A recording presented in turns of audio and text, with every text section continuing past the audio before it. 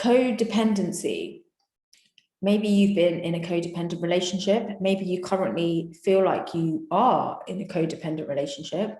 Maybe you want to know what codependent relationship is so you can avoid getting involved in one. Codependency is a really powerful dynamic that actually occurs when two people, or maybe three, are actively involved in self-betrayal. And this self-betrayal goes so deep such that they have for many, many years been turned away from themselves, from their own needs, from their own heart, from their own truth. And as a result, they have no idea what it means to be embodied within that. They don't know what it feels like to live life from that place of self-centeredness. And therefore, they have created together a codependency. And it's co-created. And what that generally means is that one person will be enacting a particular behavior trait. Perhaps they are physically abusive, and they lose their temper all the time, and then they get physical, and then they're apologetic about it, and then they cry and say sorry, and then 2 weeks later it happens again. And say the other partner is on the perceived receiving end of this, and it goes on for a very, very long time. And you might say this is an abusive relationship. If you examine deeper and you say, okay, what is actually happening? The person who's on the receiving end is also enacting something. What are they enacting?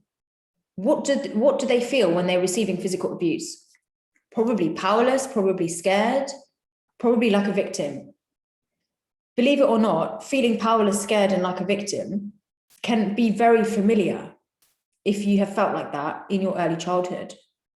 It can feel very familiar if that imprint is in your ancestry and perhaps all the women in your line experience something similar. So that's very, very familiar for you to be there, for you to feel like this is all I'm worth.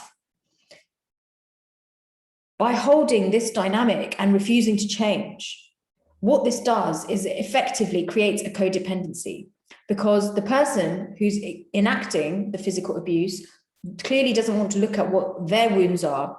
And the person who is receiving the abuse clearly doesn't want to look at what their wounds are, because if they did, they would have to go deeper into deeper layers of where their powerlessness and victim consciousness actually comes from. And that can be very confronting. When two people come together and neither of them want to look and examine and heal the deeper root causes of why they are the way they are and why they're holding victim perpetrator wounds, what happens is when they come together, they enact over and over again the same dynamic. And this dynamic, why is it called a codependency? Because they are dependent on this dynamic. What are they dependent on? They are dependent on this dynamic continuing, because if it didn't, they would be forced to examine their deeper wounds, trauma, and pain, their shadow.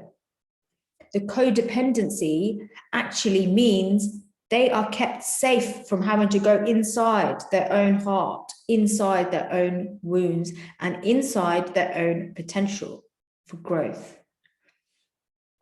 As a result, because it can be very confronting to go inside and to drop deeper and go within and do this kind of healing work, especially if there was a lot of childhood trauma, as a result, it can feel safer to remain in codependency. It can feel safer to stay in this dynamic because it is almost as painful as it is, as destructive as it feels it is. And as much as you find yourself saying, I don't want to be here, I don't want to do this, I don't want to experience this, as long as that is more compelling than going to the root causes of your issues, which do not involve this other person that you found, you will continue to maintain that codependency until, and this usually takes many years, until that codependency is actually feels safe.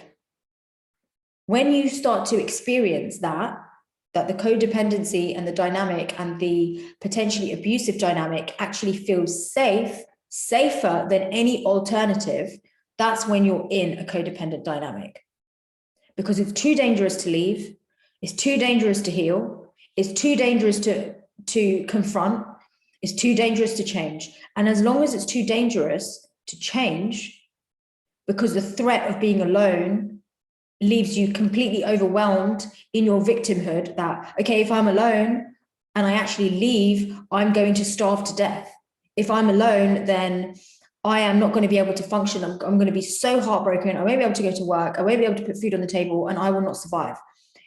Codependency, if that's your survival mechanism, and any other alternative, you find yourself, you're talking yourself out of it because it leads to destruction, self-destruction, then codependency is your self-survival. And as a result, this is how you can start to understand when you or somebody perhaps that you really care about is involved in a codependent dynamic. You can see how charged and multi-layered it actually is. It's not as easy as saying, just leave, just end it, just confront them, just tell them that this is not acceptable. Because the pattern that these two people have enacted is a pattern that keeps them in a mode that means they don't have to examine any deeper wounds, which could potentially be too painful, too overwhelming, or they have perceived it to be so. Therefore, people who are in codependent dynamics are often resigned. There's this energy of resignation, this emotional resignation. They don't hope that it's going to get any better. They make excuses for why it is the way it is because they know it's not going to get any better. And if this is you in a codependent dynamic, you can probably resonate with that. You probably know that you've convinced yourself or you've resigned to the fact that it's going to get any better and this is just how it is. And actually now you found yourself making excuses for why it needs to be this way. Because now this is your safety structure. This level of illusion that you live in, which has become your reality, is now all that you want to see. Because if anybody was to show you a glimpse of anything else, there's so much fear in your system, in your body, there's so much unresolved trauma, there's so much in the shadows that you don't want to look at, that looking at anything alternative could just strike the fear of terror into you. It's better and safer to stay here, even though I know it's slowly degrading and destroying me. It's not supporting or nourishing me. It's not helping me grow and fulfill my true potential, my path. It's not even a loving, safe dynamic. And it probably doesn't even have the longevity that I'm looking for. Like at some point, this is going to blow up. At some point, this is going to come to an end. Even knowing all of that, the codependent dynamic, if it's got its grip on you, you're going to stay. So if you're listening to this and you're kind of feeling like, you know what, I'm living that right now, or I think I could be experiencing a codependency, what do I do about it, right? First question, ask yourself, do you actually want to do anything about it? Notice what happens in your body. Because up here and with your mind, you're going to say, yes, of course I do. Of course I want to do something about it. But the body is saying something else. You have to speak from your body response. That's when you start to get real change, right? If your body has started going into its fight or flight, i.e. maybe you can't even feel your body, maybe you are quivering, maybe you feel fear, maybe you're feeling like you need to protect yourself from this inquiry and you're like tensing up and maybe getting like, I'm noticing your muscles are contracting, maybe you feel a bit nauseous, dizzy, whatever, like just note, maybe it's more subtle than that, but you just feel this kind of subtle discomfort, whatever it is, notice it. Because it's not good enough to say, yes, I want to change it, but you're not able to acknowledge what your somatic response is saying. Your body could be screaming, no, don't come anywhere near me.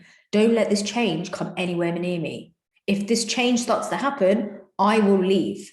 And that's the dissociative response, checking out of the body, right? You have to be, this is why I said this work takes self-honesty. You have to be radically self-honest with yourself. And that means taking into account what your body and nervous system is telling you, whether it's a yes or whether it's a no, right? If you're saying, my mind is saying yes, but I'm able to acknowledge my body is saying no, my body is scared right now, it's scared of change, you've got the first step in, right?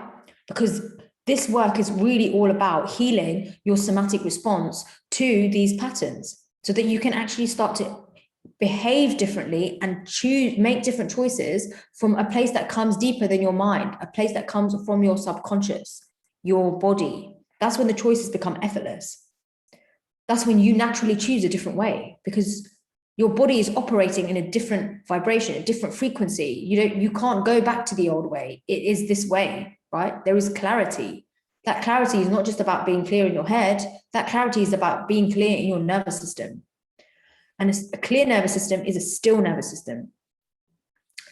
So when you found yourself saying, okay, I do want to change, I recognize that my body is holding resistance patterns or fear, or is somewhat holding me back from a full yes. You may say, actually, my body is listening to this video and saying, it's about damn time that I heard something like this. And actually, yes, I can and I will. And I feel that in my body. I can and I will change this. Notice that as well. And if you're saying, you're listening to this and you have no idea what your body's saying, and you're like, body, what? Why is that even important? I'm going to say, go back to the beginning, re-listen to this whole thing and see what emotions come up for you when we talk about the victim, when we talk about being powerless, when we talk about being the perpetrator, when we talk about early childhood wounding. Because if you've got no connection to any of your trauma history, of course, you're not going to know what anything feels like in your body because you're not in your body. So it's going to be very difficult to make decisions from this deeper part of you. When you've got to the place where you're ready for change and you want it, you desire something different, that's when you want to really start to work at a somatic level to start to heal the patterns that are held in your body that have kept you from really being able to feel empowered. Because both the victim and the perpetrator are seeking what? They're seeking personal power. And they cannot get it, which is why they enact what they enact. They're seeking to be empowered. You need to understand that if you're seeking empowerment, which comes from within, you need to find all those places where you feel powerless or disempowered. And this could be you within your own biographical history. This could be also within your ancestry, where your ancestors were disempowered, right? All these patterns are carried through intergenerationally, through parenting behaviors, through belief systems, through culture, through religious interpretation, through what you believe and perceive about yourself and the world. You are literally a walking storybook of your ancestral history, of your biographical trauma. You are speaking it all subconsciously. You don't even have to try. It's there. Are you willing to examine these and how these patterns are held in your body? If the answer is yes, you're ready to do the work. When you find yourself saying yes, you find yourself saying yes to healing. As soon as you start saying yes to healing yourself, you are going to go on a personal growth journey. That person who you're in a codependent dynamic with may or may not go with you. They may or may not be inspired. Some cases, I work with women who are going on this healing and growth journey, and their partner has closed the door and said, it's all your stuff. It's nothing to do with me. Even though they are co-creating a codependency, they say, it's all your stuff, nothing to do with me. I don't really want anything to do with it. I don't really believe in any of this stuff. I just want to go to work, do my 9 to 5, come home, watch Netflix and chill. So you can go off and do whatever you want to do, but I'm not really available for it, right? Sometimes they are more cooperative and more self-aware, and they say, oh, actually, I can see what you're doing. I can see how, you've been triggered to do this because of our relationship. And I can actually see that maybe I have some things that I could look at as well. So maybe I could do something for myself. And now and again, you meet a very rare situation. And if you are finding yourself where you are in this dynamic, then well done, because this is very, very beautiful, where both partners actually are self-aware, growth-orientated, committed to healing, not just themselves, but also the dynamic between them. And they're both on this growth journey, and therefore the relationship dependencies start to dissolve. And the codependency dynamic starts to soften, because actually there's not such a high level of protection happening, because both people are visiting their shadows and integrating them and healing their wounds and softening and being able to be more present and not so lost in their unconscious patterns and behaviors. They're very aware of what they're doing now, right? If you're both on this healing journey together, you're coming together and you're finding that you're in this rhythm now where every time, you come and you face a trigger together, you face some aspect of your codependent relationship, actually you heal it personally and relationally, and then your relationship expands and it becomes more harmonious, more still, more peaceful, more loving, gives you more of what you are, right? Then wonderful, you're on the right track. If you're not sure how to get there, then please ask me, contact me, leave questions. I'll do anything I can to help you clarify what can often be a bit of a confusing experience when you're in it, right? Because when you're in it, it's very hard to see the tree from the, the tree from the woods. It's very hard to see the tree from the woods, right? It's like you're in a fog. You're like, I want a solution, but I don't know what to do, and I don't know where to start. And it can be very overwhelming. So just know that it is possible to heal codependency, but it is going to require two to tango. And it is going to require you to go beyond the relationship to your early childhood, where you're going to find the original roots of these patterns and potentially even into your ancestry. And also considering that when you are in a codependency, you really are looking at a drama triangle, right? And if you don't know what the drama triangle is, then you can look it up. It's just a model to understand human relationships. And really it's a model that shows that anytime you feel like you are going into a victim mode and becoming the victim, it means that there is the presence of a perpetrator there. And we move roles, we switch roles. Sometimes we are the victims, sometimes we are the perpetrators. And sometimes we are these we kind of instigate something that activates all of these roles. So we're kind of moving around all the time. And the more awareness that we have of how we move and why we choose to move that way, the more we can start to consciously create our movement. Create conscious movement in space means we consciously create ourselves and our lives. And nobody is consciously creating pain for themselves, right? We only unconsciously create pain for ourselves. We only unconsciously create suffering. So the more conscious we are of how we move, the less suffering we have to experience. And if you're not experiencing suffering, you're actually going to start to experience joy, love, harmony, flow, creativity, pursuit of your purpose. This is all there for you when you start to take control of the ways that you create your own suffering. And codependency, especially when it's sustained over many, many years or decades, is a very slow but certain track towards suffering. We ultimately create what we have inside. If we are creating suffering, then that's because we are suffering inside. We cannot go to the creation and say, tell me, explain to me why, show me why. The creation is just a mirror. Creation is going to mirror you back to yourself until you go inside and start saying, why? Why do I create this for myself? Codependent relationships and dynamics cannot just happen between partners, romantic partners, husband and husband, wife and wife, can actually happen between children and parent, between child and parent. There can be codependency. Codependency for emotional regulation is one that I've found most often. Right? I'll talk about that in another video. But if you feel like you have listened to this and you've been affected by anything you've watched, you want to ask anything, you want to reach out, you want to do the healing work around this, and you're willing to go to the root causes, then get in touch with me. And if you've got any questions, post them below. I'll do my best to answer as best I can. And just know that it is possible, if you really do the inner work, it is possible to free yourself from the perpetual drama of codependency and the perpetual lack of fulfillment that you will feel in a codependent relationship.